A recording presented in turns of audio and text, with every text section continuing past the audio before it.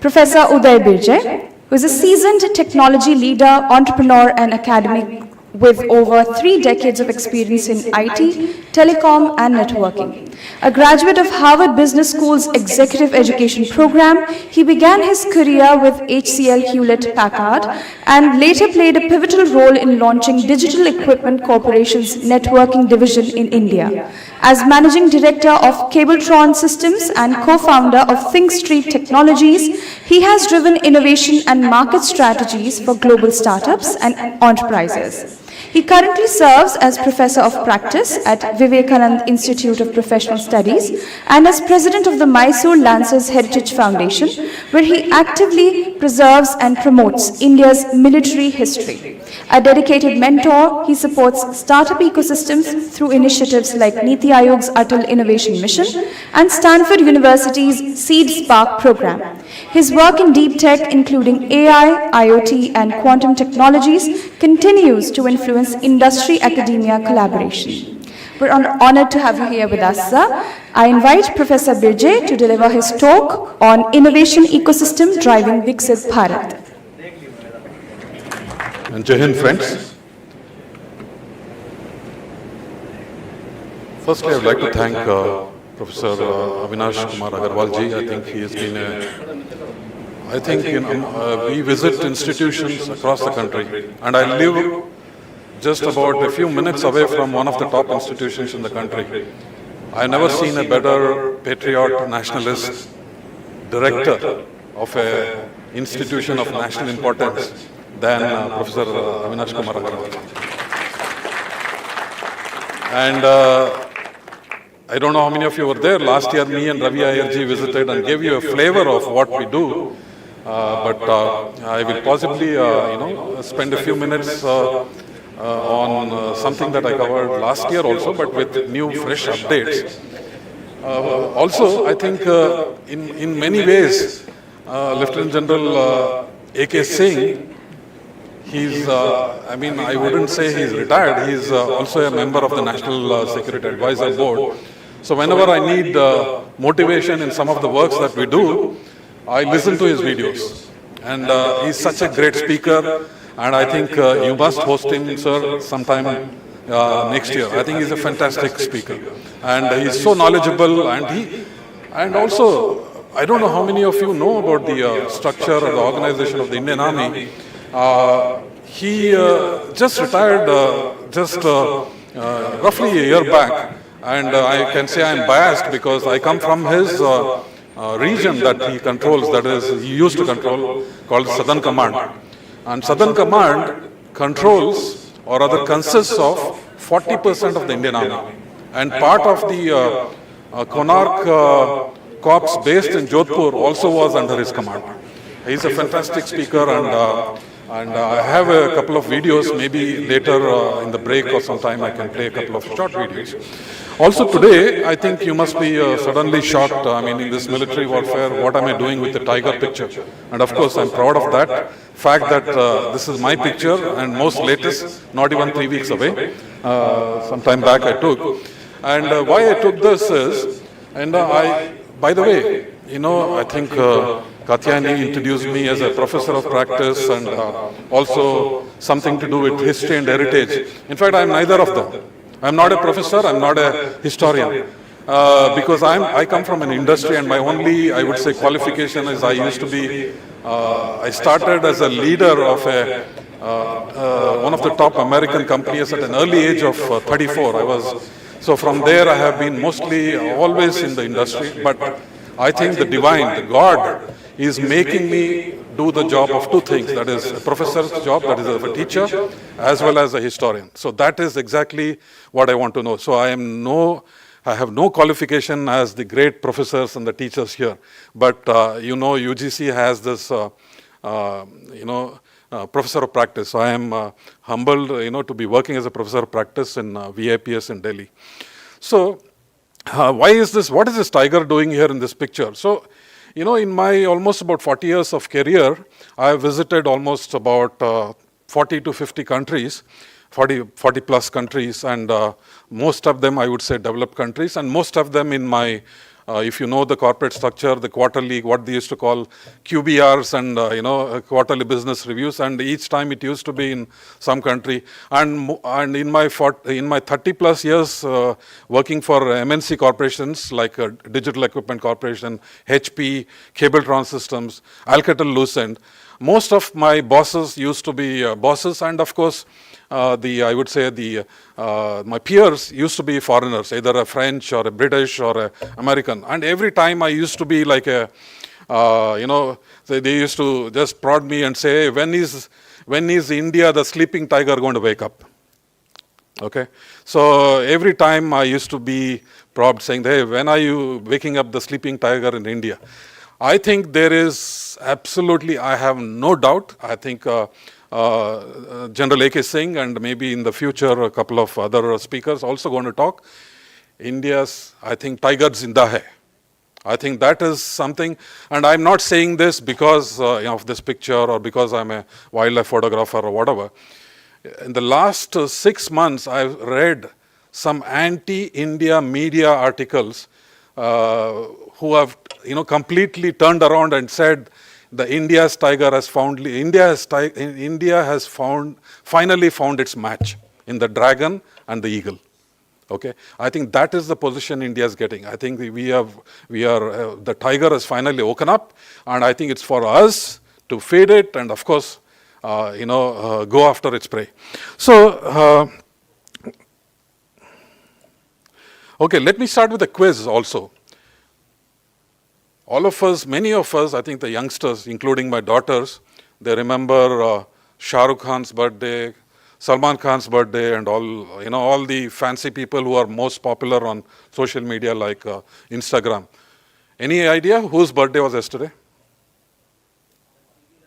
C.V. Raman. I think we should give you a small, I think fantastic. Among all the people, C.V. Raman. I think just give him a big hand. And I think a disciple of C.V. Raman is here. He will be talking about it. Physics, I think, it's a missile or a rocket or everything revolves around physics. C.V. Raman's birthday. And why is it? I mean, I am a mentor for Swami Vivekananda, or rather the Ramakrishna Ashram. I think Bangalore has one of the biggest Ramakrishna Ashram. Just about, they conduct summer camps regularly, summer and of course the mid-year camps for all school children across Bangalore, and some of the most elite, if I may call, the convent kind of schools. And I was there in the last summer camp in, I think, May or June, I think, around that time, which is during the break. And I asked some of the students, I asked in a session like this, name 3 scientists you know. And you know whose name came first?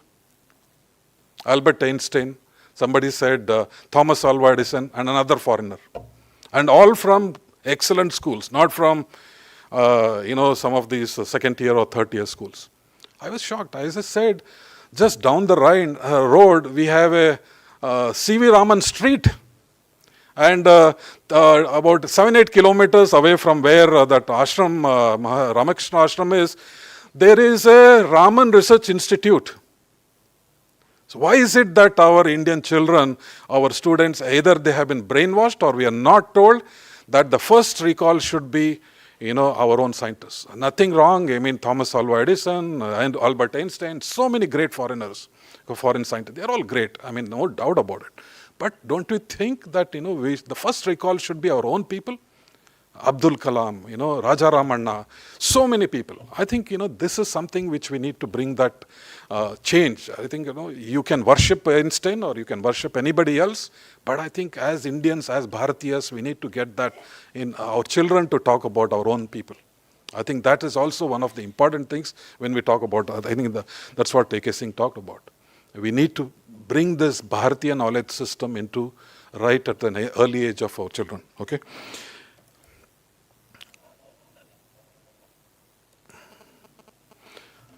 I think it's our duty. We have a couple of more people from the armed forces to talk about. I think let's all give them a big hand.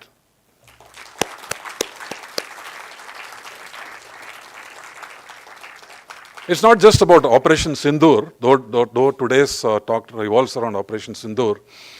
But I always remind myself when I go to sleep every night, and I sometimes even talk about it, saying that we can sleep peacefully at night, especially a border city like this, is only because of these people. Freedom doesn't come free. Freedom comes because of all the hard work and all the sacrifices made by these people. And we owe it to them. And the stories of some of the speakers today, it's fabulous. The kind of battles they have fought, and also there is so much of battles that we will talk about a little bit about our past ancestors as well. And how many of you know about Operation Mahadev? I think after Operation Sindoor, there was another smaller operation called Operation Mahadev as well. Okay.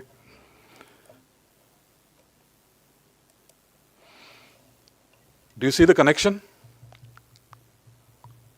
I'm sure you know both the palaces. I told you the twin cities. And the top, of course, the Mysore palace, picture taken by me, and below I found a beautiful peacock at the Umaid Bhawan Palace. So I think, there is so much of combined, I would say, inspiration from both these cities. In fact, I would like to, suggest that Jodhpur has a fantastic, IIT. And we don't have an IIT in Bangalore, we don't have an IIT in Mysore. Sir, I think please use your good officers to get us an IIT in Mysore. Okay? So I think we deserve that. Because for many reasons, Bangalore is getting overcrowded. Everybody, morning till evening, people are complaining about traffic and the mess, that infrastructure mess that we're going through. I think the next IIT should be in Mysore. How many of you agree? Huh? Fantastic. Fantastic. Let's all strive. Anybody ask your recommendation, please suggest. Okay, this is another historic picture, which is like a combination of, this is the real picture.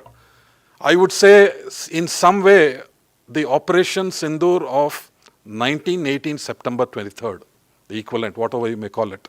This is a picture from the victory march of the Battle of Haifa in Haifa city in Israel. And this is from you see, at the bottom, September 23rd, Battle of Haifa, the real picture. And I'm proud to say my great-grandfather is somewhere in this picture.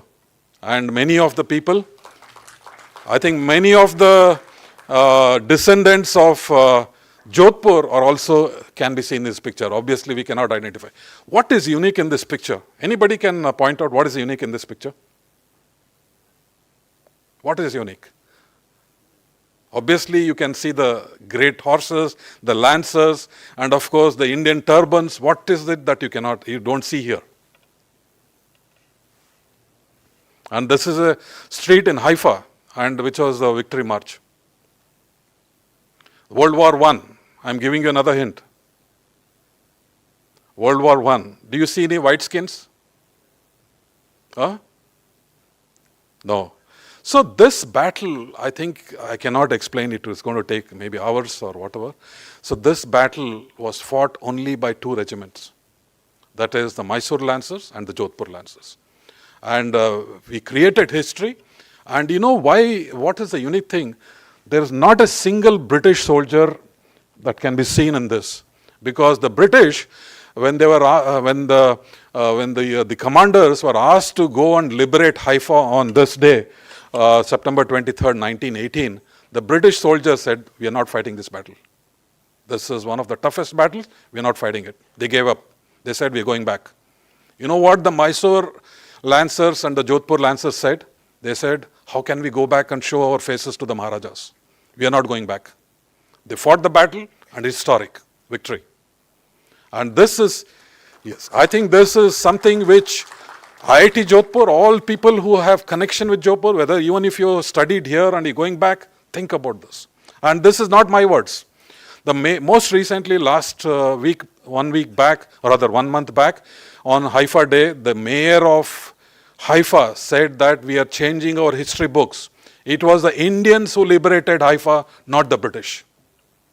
Okay, this is a historic, I would say, change that we brought in because of whatever we have been doing since 2014.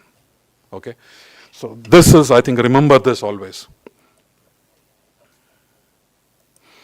Okay, the Battle of Haifa also, in fact, we always used to say that Battle of Haifa resulted in, the formation of Israel, no doubt about it. But General AK Singh, last month he was in Bangalore during Haifa Day celebration, he corrected us. He said it is not just Israel. 4 countries came into existence because of this battle, because the World War ended in October 1918, and 4 countries later, of course, they all resulted in 4 countries, that is Jordan, Saudi Arabia, Iraq, and of course India. You go back to the history, some of the texts or some of the history books or whatever, India's independence was promised if we participated in this war. Okay, I don't want to go into the details. Go and do the research on this. India's, I would say, in some way, the battle or rather the struggle for independence started with this Haifa battle. And the Britishers promised us self-rule if they win the World War I. They won the World War I, but they backtracked. Okay, and here, how important this is, I think you are aware. In fact, I checked recently also with some of my friends in the Foreign Office, the India, Middle East, Europe Economic Corridor, IMEC, is in progress. Though there has been some delays because of the Hamas and the Gaza war going on. But this corridor goes through a strategic port called as the Haifa port, which is today owned and run by an Indian. Do you know that? Any guess? Adani. Adani ports control Haifa port. Okay. Okay, I think I may have crossed my time, but I'll just quickly. I mentioned C.V. Raman. C.V. Raman is a legend, the first Indian to get a Nobel Prize. First Indian and first Asian to get a Nobel Prize in physics. And I just live about 2 kilometers away from Indian Institute of Science and another 2 kilometers away from Raman Research Institute. I think these are the great people that we must talk about. And I always make it a point to mention that the Mysore Maharaja was not the great of only the Mysore region. He was the true architect of modern India. Okay, modern India, I mean, there are so many examples, but one example I want to, because we are in a great institution here. How many of you know that the first chancellor of BHU, which is now called IIT BHU, was Nalvadi Krishnarajendra Vadiyar. Okay, the first, this is a picture from the IIT BHU after he gave the first convocation talk in Banaras University. So his contribution goes across the country. Even if you go to Delhi and you see the Teen Murti statue, the contribution was from Mysore Maharaja and Jodhpur Maharaja. So we were, I think, take pride in the fact that our Indians created legendary institutions like the IISc, Raman Research, BHU, and so many top institutions. We were not just the slaves of the British. This is something we need to tell our children, look up. We were not just the slaves. We created legendary institutions, and these were the legends. In this picture, I can give a lecture for 1 hour, but I don't have the time. Just this picture alone. I'm very proud. I always advertise about my city. Okay, anybody can contest. Of course, the bottom you will possibly put as the. I just saw we ranked 3rd in the worst infrastructure, and all that degradation has happened in the last 3 to 4 years because of the tremendous growth that Bangalore has, and we continue to lead in everything. And so much of great interest. So why it is relevant is, I think all of us, many of us who visit Bangalore or who are from Bangalore, we bring the ecosystem here to IIT Jodhpur or Jodhpur itself. Okay, and we offer that bridge between, as I always mention, Bangalore, Mysore, and of course Jodhpur. Okay. India's decade. There is, I did a podcast with one young AI startup just before coming here, 2 days before coming here. And I was telling him that we are in a great decade, and we are doing great things. India is doing great things on the digital side. Everybody, it's touching every citizen of the country. But he corrected me, sir. We are not just we are not just in the decade. We are in the intelligent decade. This is something which new I heard, which means that AI is touching every citizen of the country, from the poorest of farmer to Mukesh Ambani or the Prime Minister. AI is touching, which is possibly we can call ourselves as proud to be in the intelligent decade. Okay, for me, I think I no longer, I used to design networks. I designed many networks which are still operational. So I used to be as technical as you, but no longer, because I moved into leadership roles. So I'm mostly giving gyan in forums like this, but and also of course building ecosystems and trying to mentor some startups. But I think for me, AI is not just about artificial intelligence. AI is about aspirational India, right from an auto rickshaw driver to the top entrepreneur in the country. He is always thinking about great things that he wants to do it for himself, for his family, and for his country. This is what AI, the true AI is. In fact, Prime Minister Modi has always been using extensively that AI stands for aspirational India. This is the new India that you are going to experience, or rather already experiencing. Okay? Okay, I think the transformation, I've seen it myself. In Bangalore, when I started, I came back from Bombay. I used to work in Bombay for 6 years. We just had hardly 400 or 300 startups. Today, we are the countrywide. We are talking about 150,000 startups. And you know what is going to by 2030, which is about 5 years from now? Any guess how many startups we are going to have? Any guess? And I was reading some reports, and I think at the going by some of, even Prime Minister Modi announced just I think 3-4 days back, one big initiative for research and innovation. We are going to have 1 million, that is 10 lakh startups by 2030, in just 5 years from now. So, how many of you, I think maybe 50% of these young students, you will all be entrepreneurs. And possible, maybe 10% of you will be from unicorns from here. That is, I mean, I also am reminded that, all of us have political, different political personal ideologies. But what I can proudly tell you is, irrespective of what is going to happen in the future, not that anything is going to happen, anything major turbulence happening, but this is an irreversible, I think, trend that is happening. Whether it's the startups or the growth or the GDP growth or whatever that is going on in the country, there could be small hiccups, but everything is irreversible. Remember that. Okay? So I think that this is the last part of I have 2-3 slides, but I just want to focus on 5 things.